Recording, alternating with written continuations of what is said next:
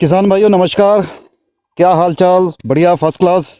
किसान न्यूज़ एक बार फिर आप लोगों के साथ। और आज हमारे साथ मनदीप भाई हैं, जिनका हम पहले भी इंटरव्यू ले चुके हैं कीवी को लेकर, क्योंकि कीवी के बादशाहत जो है वो इनके पास रहती है। क्योंकि अगर मैं बात करूं तो जितना बड़ा एरिया इनके पास रहता है कीवी को लेके, वो शायद ही सोलन जिला में किसी के पास हो। और ये बात हम आपसे पहले भी कह चुके हैं, क्योंकि 700 प्लस प्लांट जो है वो कीवी के इनके पास है। लेकिन इसके अलावा आज आप हमारे पीछे देख ही पा रहे हैं, एप्पल ऑर्चर्ड का काम भी जो है वो इनका रहता है। हमारे पीछे जो सेब के प्लांट है, मेरे ख्याल 1000 से ऊपर प्लांट्स आपके पास हैं। 1200 प्लांट्स का जो है ऑर्चर्ड इनके पास है सेब का। और काफ़ी कुछ वेरिएशन वैरायटीज़ जो है इनके पास रहती है, और काफ़ी एक्सपेरिमेंट भी ये करते हैं। पिछले अगर मैं बात करूं तो 3 से 4 साल इनको हो चुके हैं सेब के ऊपर काम करते हुए, और काफ़ी अच्छा अनुभव ये रखते हैं। मैं इस वक्त मौजूद हूं सोलन जिला मुख्यालय के साथ लगते शिल्ली गांव में, और शिल्ली में जो है वो काफ़ी प्रोग्रेसिव फार्मर रहते हैं। और मनदीप भाई जो है वो कहीं ना कहीं इन सभी के लिए जो है वो एक आइडल भी रहे हैं। तो चलिए आगे बढ़ते हैं और आपको आज दिखाते हैं मनदीप भाई से, और मिलाते हैं मनदीप भाई से। और आज हमारी जो वीडियो होने वाली है, क्योंकि सेब को लेकर हमने आपको इससे पहले भी काफ़ी जानकारी दी है, लेकिन एक जो महत्वपूर्ण मुद्दा मुझे लगता है, क्योंकि हमारा सोलन सिरमौर जिला अगर बात करें, या फिर हमारे निचली बेल्ट जो है 5000 6000 के एलिवेशन पे जो सेब लगा है, नया सेब लगाने वाले सेब ग्रोवर हैं, उनके लिए ये खास वीडियो है। क्योंकि अगर आप सभी साथियों ने जो है सेब जो लगवाया है, और आपको लगता है कि कहीं ना कहीं उस सेब को लगाने में, उसकी वैरायटी चूज़ करने में आप जो है वो गलती कर चुके हैं और उसे बदलना चाहते हैं, तो वो कैसे आप कर सकते हैं? उसकी ग्राफ्टिंग जो है वो नए प्लांट की जो आप चाहते हैं वो कैसे कर सकते हैं, वो हमें मनदीप भाई आज बताने वाले हैं। तो इस वीडियो में आप हमारे साथ बने रहिएगा, और वीडियो को शेयर ज़्यादा से ज़्यादा कीजिएगा, ताकि ये वीडियो जो है वो सभी किसान भाइयों तक पहुँचे। और क्योंकि सोलन सिरमौर जिला की अगर बात करें तो वो एक नया उभरता क्षेत्र है सेब के लिए, और उनके लिए ये वीडियो बहुत कारगर होने वाला है। तो चलिए बने रहिए वीडियो के साथ, और दिखाते हैं आपको मनदीप भाई का ऑर्चर्ड, और साथ में इनसे जानकारी लेते हैं सेब की ग्राफ्टिंग किस तरह से होती है। नमस्कार हेमंत जी, आपको और आपके सभी दर्शकों को, और आपका स्वागत है हमारे गांव शिल्ली में। अभी आप हमारे जो एप्पल का ऑर्चर्ड है वह इसमें खड़े हैं, और ये लगभग 3-3.5 साल पुराना जो हमारा ब्लॉक है। जो दूसरा ब्लॉक है हमारा, जो ऊपर वाली साइड में है, वो हमारा 2 साल का ब्लॉक है। और ये जो आपके सामने जो है ये 3rd ईयर में है अपने। जी मनदीप भाई, आज जैसा कि हमारा मेन मुद्दा है ग्राफ्टिंग, क्योंकि कई बार किसान को लगता है कि उसने शायद जो सेब का प्लांट लगाया है उसमें जो है लगाने में कहीं ना कहीं गड़बड़ हुई है, तो उस गड़बड़ को वो कैसे सुधार सकता है, ग्राफ्टिंग कैसे कर सकता है, और नई वैरायटी या जो ज़्यादा पॉपुलर वैरायटी है उसको कैसे लगा सकता है, वो आप जानकारी दें। और आपने ऑर्चर्ड के बारे में आपने क्या कुछ ग्राफ्टिंग में जो है वो बदलाव किए हैं, परिवर्तन किए हैं? जी हेमंत जी, जैसे आपका बहुत ही अच्छा सवाल आपने किया, तो हमने भी सेम एक्सपीरियंस अनुभव किया है। क्योंकि जब शुरू में हमें एप्पल की इतनी नॉलेज नहीं थी, तो किसी ने मुझे रिकमेंड किया कि आप ओवेल अर्ली फ्यूजी लगाएं। तो आप देख रहे हैं कि मतलब उसका लगभग 3 साल का पौधा मेरा हो गया था, लेकिन जब उसमें फ्रूट आया तो बिल्कुल फ्रूट में कलर डेवलपमेंट नहीं हो पा रहा था, बिल्कुल हरा था वो। और लेट मेच्योरिटी जो है इसकी जो फ्यूजी वैरायटी उसकी है, उस वक्त मार्केट में काफ़ी गलत आ जाता है। तो फिर हमने थोड़ा सा जैसे यूनिवर्सिटी में भी कंसल्ट किया, डिपार्टमेंट में भी कंसल्ट किया, तो उन्होंने कहा कि आप इसको टॉप वर्क करवा लीजिए। तो टॉप वर्क में हमने देखा कि जैसे डार्क बेरन गाला आजकल मतलब वैरायटी काफ़ी ट्रेंडिंग में है, तो ये जो स्टिक्स है ये आपकी जो गरीबा नर्सरी है वहाँ से इंपोर्ट हुई है, और इसको हमने मार्च में ग्राफ्ट करवाया है। तो अभी मार्च से लेके आप देखिए कि मतलब 1.5-2 महीने में इसकी ग्रोथ कितनी अच्छी आ गई है। 2 फीट तक लगभग? जी, ये लगभग 2 फुट हो गया है। अभी इसको 2-3 दिन हुए जो हमने इसका जो ये जो टेप होती है ग्राफ्टिंग की, इसको ओपन अप किया है ताकि ये इसमें गड़ ना जाए। ये इस टेक्निक को हम क्लेफ्ट ग्राफ्ट बोलते हैं। जैसे कि आपका मोटा तना है, इसको बीच से चीरा लगा के और इस कलम को लगा दिया जाता है। कई जगह 2 कलम भी लगाते हैं, लेकिन हमने इसको सिंगल कलम पे लगाया है अपने तने की मोटाई के हिसाब से। मनदीप भाई, ये कलम कहाँ से आपने लिया था? लेना हो किसी ने इस तरह जी, से करना हो? देखिए जो प्रोग्रेसिव बागवान हैं हमारे, जिनके पास अच्छे प्लांट्स हैं, आप उनसे भी कलम ले सकते हैं, जो रजिस्टर्ड जिनका अपना बडवुड बैंक है।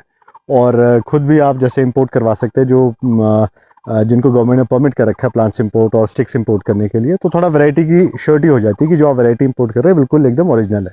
क्योंकि नहीं तो क्या होता है कि अगर जैसे आपने पौधा लगा लिया है और 2-3 साल बाद आपको पता लगे कि आपकी जो वैरायटी है वो गलत है, तो फिर से पूरी एक्टिविटी दोबारा करनी पड़ती है, जो आपके सामने लाइव एग्जाम्पल हमारे साथ है। जी। तो मनदीप भाई, इसमें आपने ग्राफ्टिंग भी मुझे लग रहा है शायद 2 बार की है। जी देखिए, पहले जो ये पहले था ये आपका ओवेल अर्ली फ्यूजी था। ये पहले जो फर्स्ट ग्राफ्ट है यहाँ पे था, इसका थोड़ा ग्राफ्टिंग यूनियन नीचे चला गया है मिट्टी में।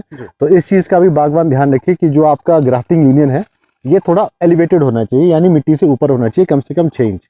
थोड़ी हमारी जो मिट्टी है वो दबाव लेती है, मतलब काफ़ी बैठ जाती है, तो पौधा भी अपने साथ नीचे खींच लेती है ये। हालांकि शुरू में जब हमने लगाया था तो ये ग्राफ्ट यहाँ पे था, लेकिन पौधा धीरे धीरे जैसे मिट्टी के साथ ये भी बैठ गया है नीचे। किस हाइट पे रखना चाहिए? कम से कम अगर आप अगर इसको 8 से 9 इंच, अगर आपकी मिट्टी ज़्यादा दबाव लेती है तो 8 से 9 इंच रखिए, वरना 5 से 6 इंच सफिशिएंट होता है।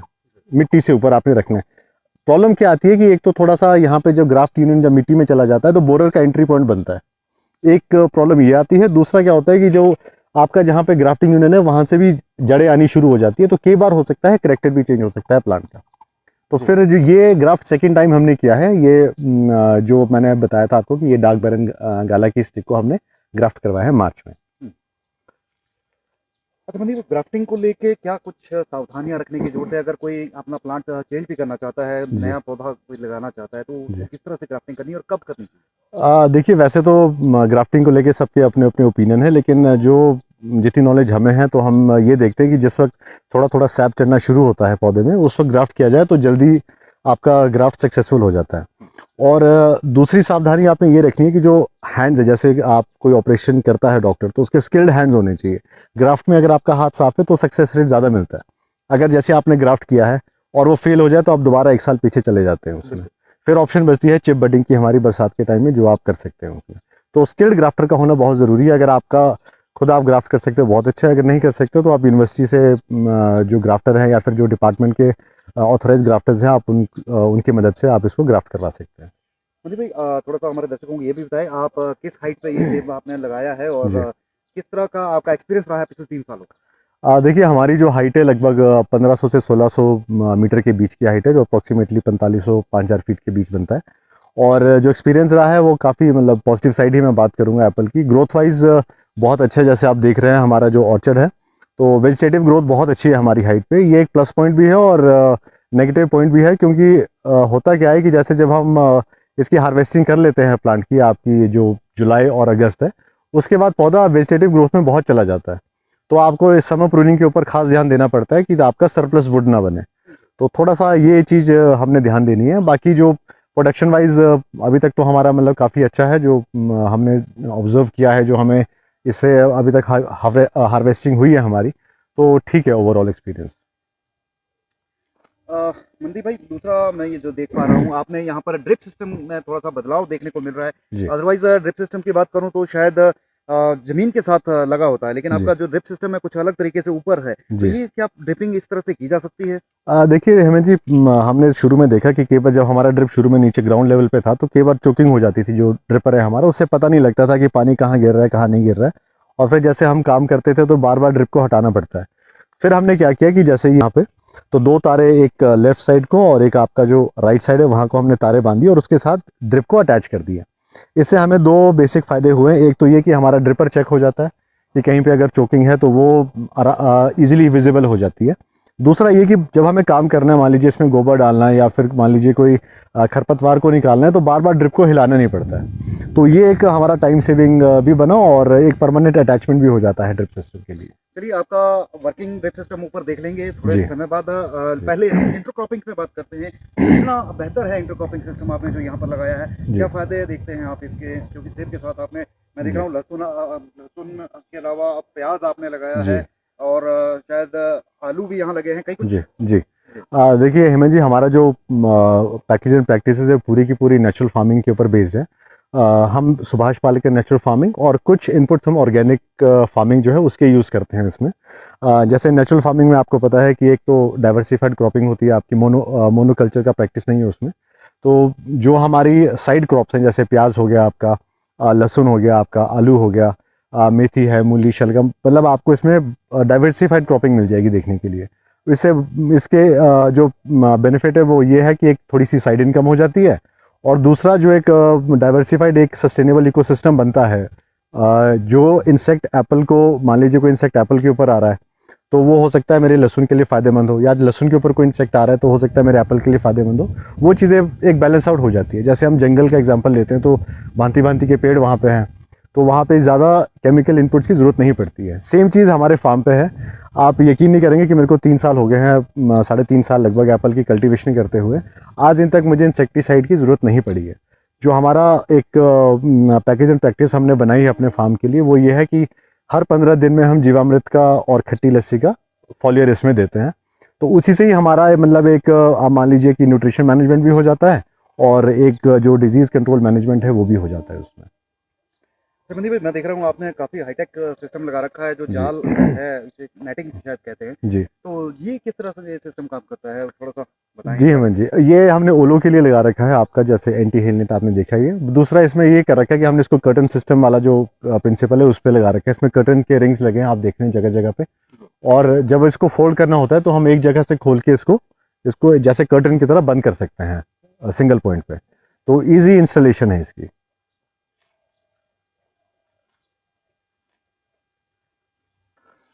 तो बनी भाई, ड्रिप सिस्टम के बारे में बताएं, जो ड्रिप सिस्टम आपने अडॉप्ट किया है और जो जी। मुझे मैं देख पा रहा हूँ, ये पानी तो जो है इसका वो प्लांट से काफ़ी दूर गिर रहा है, जी। तो कैसे ये काम करता है? देखिए हेमंत जी, जैसे ये सिस्टम है तो लगभग पौधे से ही आपका 6-7 इंच एक साइड को, 6-7 इंच दूसरी साइड को पानी गिर रहा है इसमें।